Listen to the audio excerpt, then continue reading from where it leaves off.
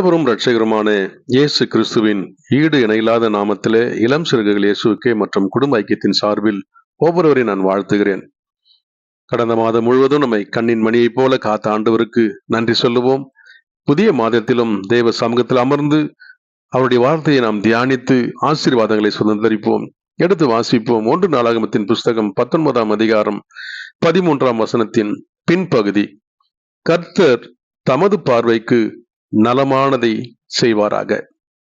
நம் அநேகருடைய எதிர்பார்ப்பு நமக்கு நலமானது கிடைக்குமா என்பதுதான். எந்த மனிதனுடைய இருதயமும் தீமையானவைகள் அல்ல, குறைவானவைகளை எதிர்பார்ப்பதும் இல்லை. மாறாக நன்மையான ஈவுகளை மாத்திரமே பெற்றுக்கொள்ள நாம் வாஞ்சிக்கிறோம்.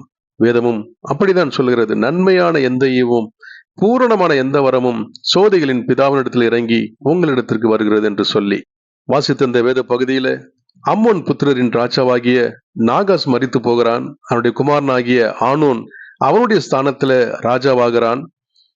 நாகாஸ் தாவீதுக்கு நண்பனாயிருந்து அவனோடு யுத்தத்தில உதவி செய்கிறவனாய் இருந்ததை நினைவு கூர்ந்து அவனுடைய மகனாகிய ஆனோனுக்கு சிறிய வயதாய் இருக்கிற அவனுக்கு ஆறுதல் சொல்லும்படி, அவனுக்கு தன் உதவியை அளிக்கும்படிக்கு தன்னுடைய சேனாதிபதிகளை அவனிடத்தில் அனுப்புகிறான்.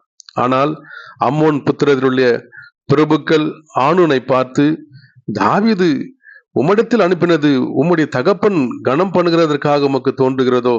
தேசத்தை ஆராயவும் அதை கவிழ்த்து போடவும் உளவு பார்க்கவும் அல்லவா அவன் ஊழியக்காரர் உம்மிடத்தில் வந்தார்கள் என்று தவறான ஒரு உபதேசத்தை அவனிடத்தில் கொடுக்கிறதுனால் தாவீதின் ஊழியக்காரர்களை அவன் பிடித்து அவருடைய தாடியை சிரைத்து அவருடைய வஸ்திரங்களை, அவனுடைய பாதி வஸ்திரத்தை கத்தரித்து போட்டு அவர்களை அவமானப்படுத்தி அனுப்புகிறதை குறித்து இந்த பகுதி நமக்கு விவரிக்கிறதா இருக்கிறது.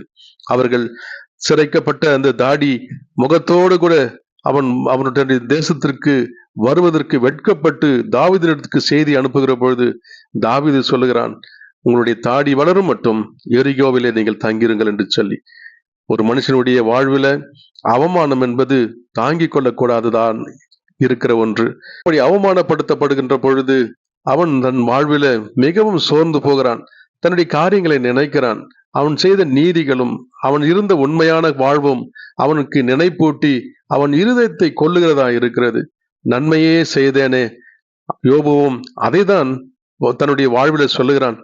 நன்மை வர காத்திருந்த எனக்கு தீமை வந்தது, வெளிச்சம் வர காத்திருந்த எனக்கு இருள் வந்தது என்று சொல்லி, நம்முடைய நன்மையான செயல்களை எவருக்காகவும் நாம் மாற்றிக்கொள்ள கூடாது என்பதையும், நம்முடைய செயல்கள் மாத்திரமே நம்மை ஆண்டவரிடத்தில் ஒன்று கூட்டி சேர்க்கும் அல்லது நம்மை தூர விலகி இருக்கும் என்பதையும் புரிந்து கொண்டோம் என்று சொன்னால், தேவன் தம்முடைய சாயலாய் படைக்கப்பட்டிருக்கிற நாம் தேவனை வெளிப்படுத்தவே அழைக்கப்பட்டிருக்கிறோம் என்பதை உணர்ந்து கொண்டு எந்த சூழ்நிலையிலும் நாம் நன்மையை செய்யவும் உண்மையாய் ஜீவிக்கவும் நாம் கற்றுக்கொண்டோம் என்று சொன்னால், நிச்சயமாகவே என்றைக்கு இல்லாவிட்டாலும் என்றைக்காவது அதனுடைய பலனை நாம் அறுவடை செய்கிறவர்களாக இருப்போம். இந்த சம்பவத்தின் நிமித்தமாக நாடுகளுக்கும் போர் ஏற்படுகிறதையும் இராணுவத்தை வழிநடத்தும்படி தாவீது யோவாபையும் அவனுடைய சகோதரன் அபிசாயை பார்த்துதான் சொல்லுகிற அந்த வசனம், தைரியமாயிரு, நாம் நம்முடைய ஜனத்திற்காகவும் நமது தேவனுடைய பட்டணங்களுக்காகவும் திடன் கொண்டிருக்க கடவோம்,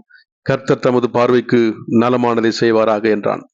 கர்த்தரை நம்பி இருக்கிறவர்களுக்கு திட நம்பிக்கை உண்டு, அவனுடைய பிள்ளைகளுக்கும் அடைக்கலம் கிடைக்கும் என்று வசனம் சொல்லுகிறதே. 1 பேதுரு 5:6 வசனம் சொல்லுகிறது, ஏற்ற காலத்தில் உங்களை உயர்த்தும்படிக்கு அவருடைய பலத்த கரத்திற்குள் அடங்கிருங்கள் என்று சொல்லுகிறதே. ஒருவேளை நமக்கு நேர்ந்துவிட்ட சம்பவத்தின் மூலமாய் நம்முடைய குணாதிசயங்களை உடனே நாம் வெளிப்படுத்த வேண்டும் என்று விரும்புகிறவர்களாய் இருக்கிறோம். மாறாக ஆண்டவர் நம்மை அமைதிப்படுத்தி தைரியம் அடைய செய்து, யுத்தம் உங்களுடையது அல்ல, அது என்னுடையது என்று நமக்கு புரிய வைத்து நமக்காக முன்னின்று யுத்தங்களை நடத்துகிற ஆண்டவர் தான் இன்றைக்கு நம்முடைய ஆண்டவராகிய இயேசு. ஒருவேளை கடந்த மாதத்துல ஏற்பட்ட எல்லா இழப்புகள் மத்தியிலும், போராட்டத்தின் மத்தியிலும், நேர்ந்த அவமானங்கள் மத்தியிலும் குன்றிவிடாதபடி தேவன் நமக்கு கரம் கொடுத்தார், தூக்கி விட்டார், ஆசீர்வதித்தார், வழிநடத்தினார். இன்றைக்கும் நாம் ஜீவனோடு இருக்கிறோம். இந்த புதிய மாதத்திலும் அவருடைய ஆசீர்வாதத்தையும் நன்மைகளையும் பெற்றுக்கொள்ள என்றைக்கும் அவரை துதிக்கின்ற உதடுகளினால் அவரை துதிப்போம், அவரை ஸ்தோத்தரிப்போம். இந்த புதிய மாதம் நமக்கு ஆசீர்வாதத்தின் நன்மைகளை கொடுக்கிறதா இருக்கட்டும். ஒருபோதும் தேவக்கரம் நம்மை விட்டு விலகவில்லை. அவர் நம்மோடு என்றைக்கும் ஜீவிக்கிற ஆண்டவர். நன்மையானதையே தருவார். அவருடைய கருத்தை நாம் பற்றி நடப்போம். இந்த மாதத்தை அவரோடு கூட நடக்கிற ஒரு மாதமாய் நாம் மாற்றிக்கொள்ளுவோம். செபிப்போம். அக்கம் பக்கம் ஆட்கள் உண்டு குறைகள் சொல்ல, காயங்களை ஆற்ற இங்கு யாரும் இல்ல. அக்கம் பக்கம் ஆட்கள் உண்டு குறைகள் சொல்ல, காயங்களை ஆற்ற இங்கு யாரும் இல்ல. உம்மையன்றி எனக்கு யாரும் இல்ல, உதவிட யாரும் இல்ல.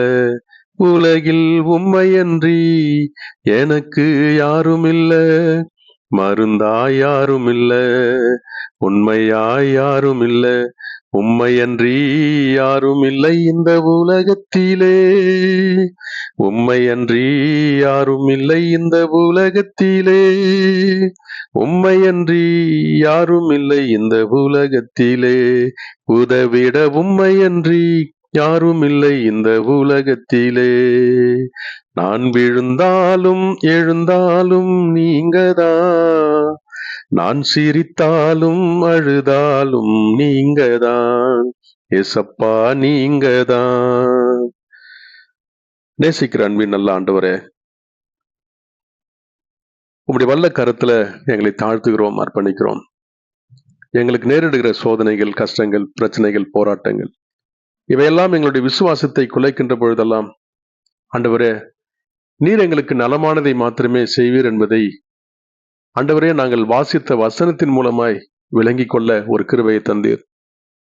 பதறி விடாதபடி, உடனே எங்களுடைய குணத்தை வெளிப்படுத்தி விடாதபடி, எங்களுக்குள் நீர் இருக்கிறீரையும் என்பதையும், உம்முடைய வார்த்தையின்படியே நாங்கள் செய்கிறோம் என்பதையும், ஆண்டவரே நீர் எங்களுக்காக யுத்தம் பண்ணுகிறீர் என்பதையும் நாங்கள் அறிந்து, உம்முடைய வழிநடத்துதலின்படி நாங்கள் செயல்பட இந்த மாதம் முழுவதும் நீர் எங்களோடு இருக்க, எங்களையும் எங்கள் குடும்பங்களையும் எங்களுக்கு உண்டான எல்லாவற்றையும் உம்முடைய கரத்தை நீட்டி எங்களை தொடும் ஆசீர்வதியும். எதிர்பார்ப்போடு இருக்கிற ஒவ்வொருவர் மேலும் உம்முடைய கிருபையின் பிரசனம் நிலைத்திருக்கட்டும். இந்த மாதத்திலும் எங்கள் ராஜா எங்கள் முன்பாய் கடந்து சென்று எங்கள் தடைகளை விளக்கட்டும், சத்துருக்களை சிதறடிக்கட்டும், கிருபை எங்களை சூழ்ந்திருக்கட்டும். துதி கன மகிமை யாவையும் உமக்கு எடுக்கிறேன். இயேசுவின் நாமத்தில் ஜெபிக்கிறேன் நல்ல பிதாவே, ஆமேன்.